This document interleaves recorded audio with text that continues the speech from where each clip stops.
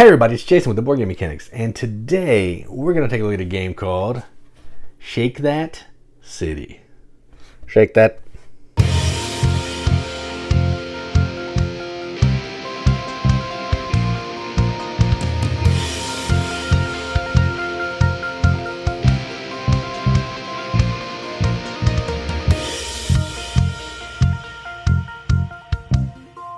Shake That City is a game published by AEG, plays 1 to 4 players, I think 4. Yep, 1 to 4 players, 20 to 40 minutes.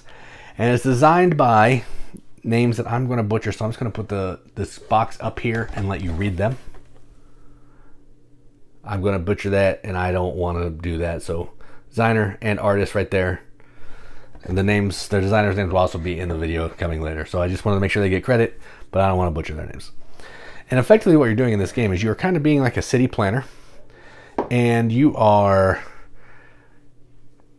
shaking out these cubes from this cool gimmick right here, which we're going to see in action when we go down to the table. And then you're going to be taking certain color tiles in a pattern that's in that grid of 9 that comes out the bottom of this box. And you're trying to score different points based on the way these 5 different tiles score. You want some tiles to be certain next to other things, some to not be next to other things, some connecting to the roads or to the concrete path, all that kind of thing. So there's just different ways to score points. You can only take certain colors that you're allowed to take, and you have to put them in the same pattern that shows up. And you're going to play over, I forget how many rounds, like 15 rounds, I believe. And whoever has the most points after all that is the winner. So that's enough talking about it. Let's go to the table. Check it out. Come on, play the game. All right, so here's a game of Shake That City, all set up for a solo game. So to set up for a solo game, you're going to give a board either landlocked or beachfront. I have landlocked.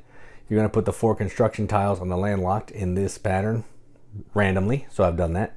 Then you're going to shuffle the goal tiles, these, and randomly assign them to the side, and then put your corner piece right there, ready to go.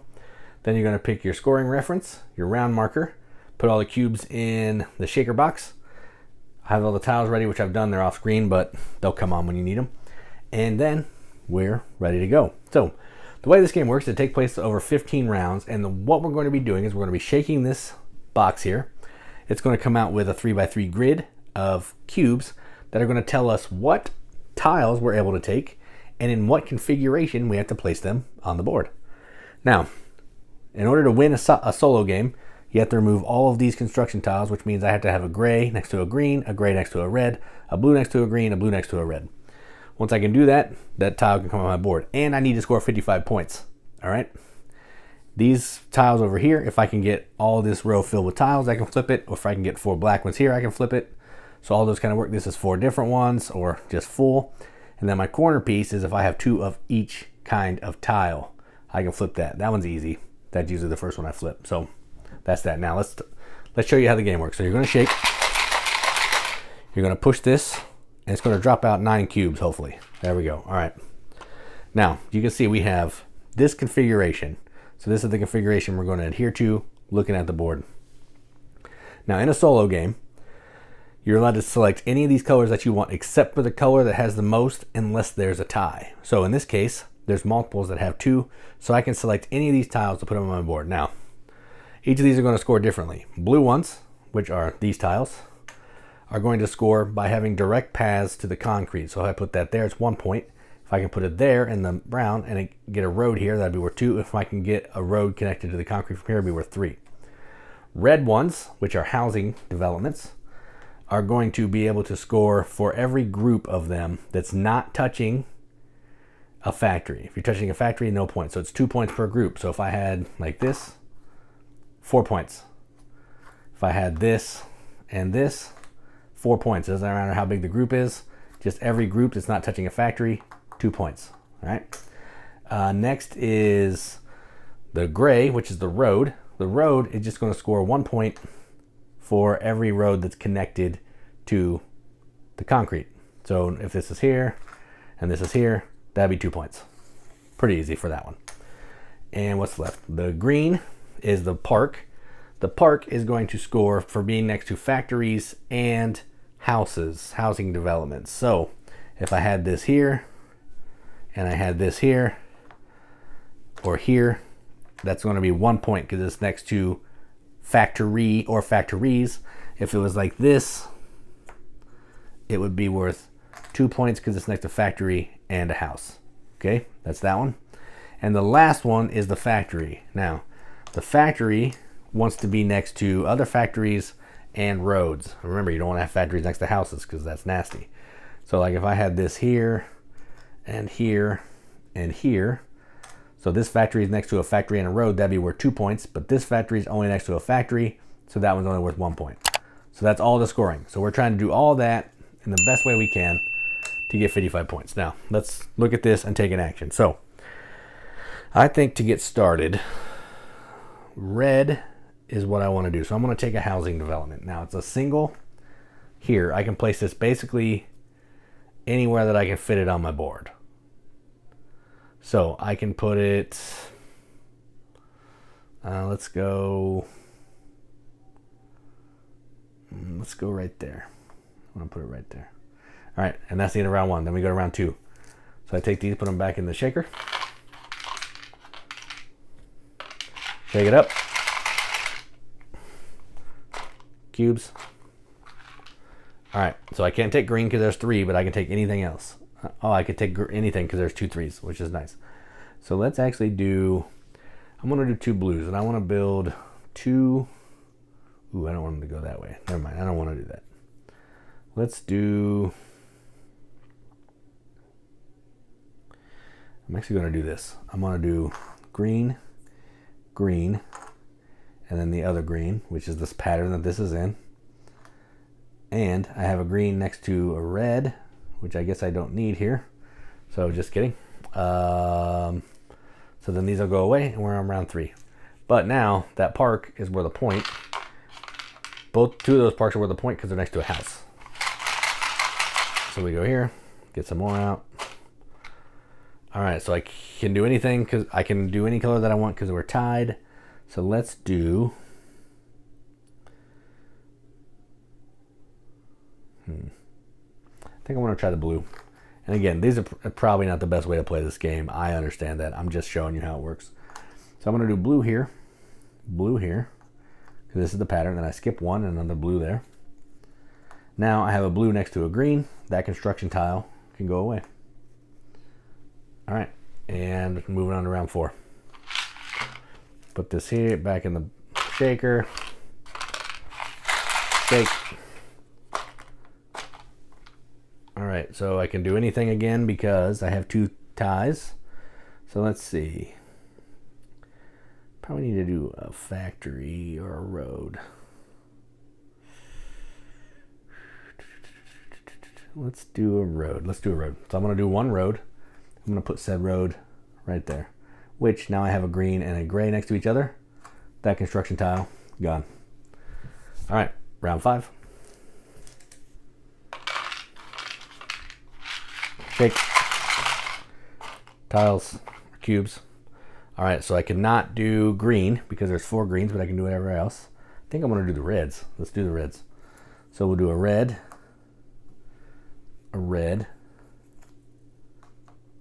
and a red right there. All right, so that's 4 points, 8 points that I have for housing complex. And that's how the game's going to keep going. You're going to keep doing that through all these rounds. You notice on the scoreboard, the round tracker here, that it changes colors. Now, in a solo game, what that means is I no longer have to adhere to, I cannot take the color that has the most. So in that last drop, I could have then taken green, because in the last 3 rounds, you can take whatever color you want. So that's what that means. Then once you have all that done, you're going to, as you're playing, you're going to make sure if you've met any of these goals, you'll flip those over. And then you're going to score. You're just going to go down this score sheet, score for your red buildings, blue buildings, factories, parks, roads, anything that you flipped over. So if I flip this over, that'd be worth 3 points. Then add up your score, and that's it. And if you forget how everything scores, it's on this board. Remember, there is a misprint on this, but it will be corrected. Yeah, that's how that's all there is to the game. That's it. And in a multiplayer game, everything that I showed you here is, except for the construction, you can put those out, but normally they're not out. And then in a multiplayer game, the first player picks a color, and then everyone else can pick any color but that color and put those buildings down on the board. Except in this round, anybody can pick any color. So similar a little bit, just, you know, multiple people picking different colors, changing their cities around, all that kind of thing. So that is Shake That City. Let's go to the top. See what you think about it. What do you think, son? What do you think? All right, well, that was Shake That City. So let's talk about the components, because I mentioned this bad boy already, and you saw it in action on the table. A shaker with a gimmick that drops cubes out of the bottom to tell you what actions you can take and what tiles you can take. I love that. I love gimmicks. So good. The tiles, I mean, they're nothing to write home about. They're just square tiles. One cool thing, though, that they did is, if I can find it, I may not be able to find it now, but they included, on one of the punch boards, they included a bunch of really small tiles that you could use instead of wasting. They're just extra tiles. So they're smaller versions of these. Same thickness, just smaller. So if you run out of tiles, you have some backups that, oh, here they are. They just happen to be smaller. See, you can see them right here. Same tiles, just smaller. And they got punched out of this mechanism, hence the yellow on the back. So instead of throwing them away, we're recycling them to use them as extra game pieces, which is really cool.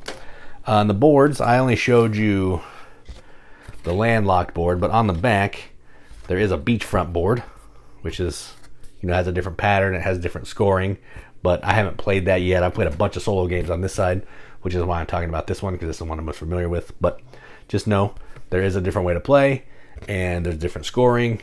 It's on the back of the scoring card that you can play this way if you want to. So I've only played this game solo, and I love it. It's so good. So in solo, like you saw in the overview, you use these building construction tiles here. It's going to block some of your paths. You have to make some tiles connect, you know, so you can get rid of those construction tiles. And then you still have to adhere to, you know, you can never take the cubes that has the most come out of this machine unless there's a tie. So you're always, you know, taking less than what you would normally take if you were playing a multiplayer game. And you're just trying to beat your score. You're trying to get 55. I played 4 games and I have gotten highest score 47. So they have gone up every time. So maybe by game 8 we'll be talking 55, but doesn't really matter. I'm just having fun playing. So yeah, this is a great game. I know mine has an error. My scorecard has an error right here. So this scoring is wrong. It says what it's correct in it says how it scores in the rule book, but the picture is wrong. It is getting fixed in the actual production, but I just wanted to let you know. So if you see that and you see me scoring it differently, that's why. Yeah, it's a fantastic game. I could play with this thing all day. They need to do more of this stuff. I want an action selection. No more cube tower. Cube shaking. That's where the new hotness is. That's where it's at. Yeah, I love it. Fantastic game. One I'm going to keep around because I think a lot of my gaming group will actually enjoy it. So, yeah. So I'm going to give this a BGM Accept the Seal. This is going to get a 7 out of 10 on BGG, which is a 3.5 out of 5 wrenches on our arbitrary wrench scale. That means absolutely nothing. But I think of the games that we enjoy, and that's what I'm going to do. So that is Shake That City from AEG. I'm Jason with the Board Game Mechanics, and as always, keep gaming.